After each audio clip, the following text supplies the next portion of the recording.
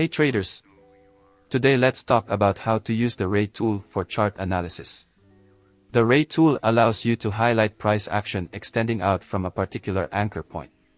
To use it, click on the Ray icon in the toolbar and then click on the starting point, like a swing high or low. Now hold and drag the line to trace the direction of price from that anchor point. Demonstrate using Ray tool.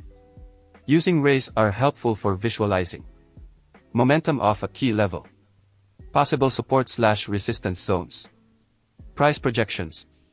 You can also extend rays into the future to forecast where current momentum may lead price action. Delete rays when done to declutter your chart. Use them selectively to highlight confluent levels. Alright traders, start using the Ray tool to enhance your charting analysis on TradingView. Marking price action and projections becomes easy. I'll see you in the next video.